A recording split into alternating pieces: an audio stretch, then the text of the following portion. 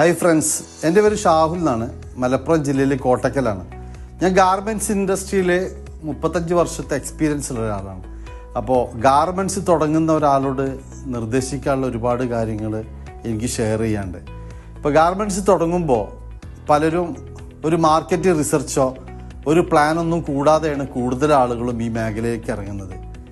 താല്പര്യമുണ്ട് വിചാരിച്ചിട്ട് ഈ മേഖലയ്ക്ക് ഇറങ്ങാൻ പറ്റില്ല. പക്ഷേ അതിനു മുമ്പ് മാർക്കറ്റ് റിസർച്ച് വളരെ നിർബന്ധമാണ്. ഈ ഗാർമെൻറ്റ്സ് മേഖലയെ കുറിച്ച് പറയുകയാണെങ്കിൽ വളരെയധികം വേൾഡിൽ തന്നെ വളരെയധികം ഓപ്പർച്യൂണിറ്റി ഉള്ള വളരെയധികം ഡിമാൻഡുള്ള പ്രൊഡക്റ്റ് തന്നെയാണ് റെഡിമെയ്ഡ് ഗാർമെൻറ്റ്സ്.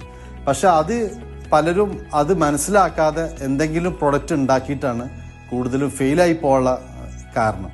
അപ്പോൾ ഗാർമെൻറ്റ്സ് ചെയ്യുന്നതിന് മുമ്പ് ശ്രദ്ധിക്കാനുള്ളത് ഡിസൈൻ, ഫാഷൻ ഏതാണെന്നുള്ളതും ഏത് കാറ്റഗറിയാണ് നമ്മൾ ചെയ്യാൻ ഉദ്ദേശിക്കുന്നതെന്നും എന്നും ഏത് സൈസാണ് വേണ്ടതെന്നും ഇതൊക്കെ തീരുമാനിച്ചതിന് ശേഷം അതിൻ്റെ ഫിനാൻസിൻ്റെ പാർട്ടുകളും എത്രത്തോളം ഫണ്ട് വേണം, എത്ര പ്രൊഡക്റ്റ് ഒരു മാസം ചെയ്യാൻ ഉദ്ദേശിക്കുന്നുണ്ട്, അതിന് എത്ര ഫണ്ട് വേണം, അതിൻ്റെ മാർക്കറ്റിംഗ് എക്സ്പെൻസും മറ്റുള്ള എക്സ്പെൻസും മൊത്തം കൂട്ടി എത്ര എക്സ്പെൻസ് അതിന് വരുന്നുണ്ട് നോക്കിയിട്ട് ഇങ്ങനെ ഒരു ഫിനാൻസ് പ്ലാൻ ഇല്ലാതെ കൂടുതൽ ആൾ ഈ മേഖലയ്ക്ക് ഇറങ്ങിയിട്ടാണ് കൂടുതലും ഫെയിലായി പോകുന്നത്.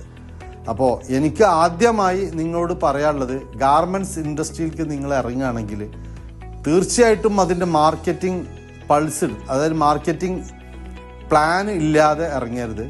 അതോടുകൂടി തന്നെ ഡിസൈന് വളരെയധികം ഇമ്പോർട്ടൻ്റ് ആണ്. കൂടുതൽ ആളുകൾ ചെയ്യുന്നതും ഒരു ഡിസൈനറൊന്നും ഇല്ലാതെയാണ് കൂടുതൽ ആളുകൾ ഈ ഗാർമെൻറ്റ്സ് ചെയ്യുന്നത്. അപ്പോൾ ഡിസൈനിങ്, അതുപോലെ തന്നെ മാർക്കറ്റിംഗ് പ്ലാന്, റിസർച്ച് ഇതൊന്നും ഇല്ലാതെ ഈ മേഖലയ്ക്ക് ഇറങ്ങരുത് എന്നാണ് എനിക്ക് ഇങ്ങോട്ട് പറയാനുള്ളത്. Okay, thank you. നമുക്ക് വീണ്ടും കാണാം. ഇതിൻ്റെ ഓരോ പാർട്ടുകളുമായി ഓരോരോ ഭാഗങ്ങളുമായി നമുക്ക് വീണ്ടും നിങ്ങളായിട്ട് ഷെയർ ചെയ്യാം. Okay, bye bye.